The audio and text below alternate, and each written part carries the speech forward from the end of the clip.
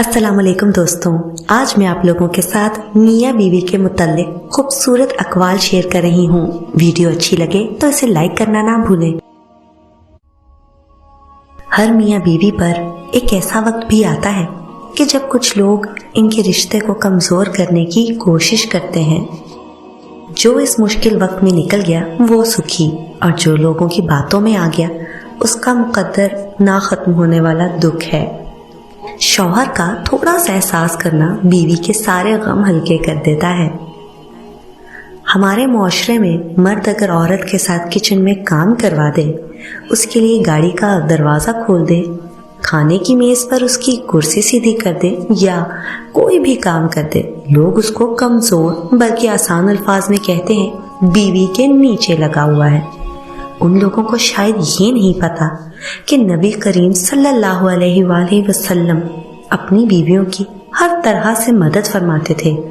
کیا آپ کی اوقات ان سے زیادہ ہے؟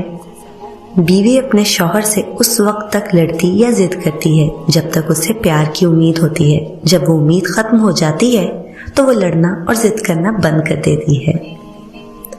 دنیا کی ساری کامیابیاں سمیٹنے کے بعد بھی مرد اپنی من پسند عورت کے قدموں میں اپنی شکست تسلیم کر لیتا ہے۔ در حقیقت مرد محبت میں بہت خالص ہوتے ہیں۔ کسی رشتے کو کتنی بھی محبت سے باندھا جائے، لیکن اگر عزت اور لحاظ چلا جائے تو محبت بھی چلی جاتی ہے۔ جس مرد کو سچی محبت ہوگی وہ اس عورت کا ساتھ کبھی نہیں چھوڑے گا تو مر جائے گا۔ غلطی نہ ہونے کے باوجود، سب ختم ہونے کے قریب ہونے کے باوجود وہ اسے کھونے کے ڈر سے معافی مانگ لے گا۔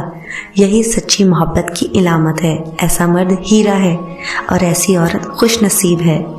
شادی کا محبت سے کیا تعلق؟ کسی نکاح نامے پر تم نے دیکھا ہے محبت کا خانہ؟ محبوب بلا وجہ ناراض ہونے لگے تو سمجھ جائیں وہ اداس ہے، اسے آپ کی محبت کی ضرورت ہے۔ لڑنے کی بجائے اسے خوب پیار دینا سمجھدار خاتون کی نشانی ہے۔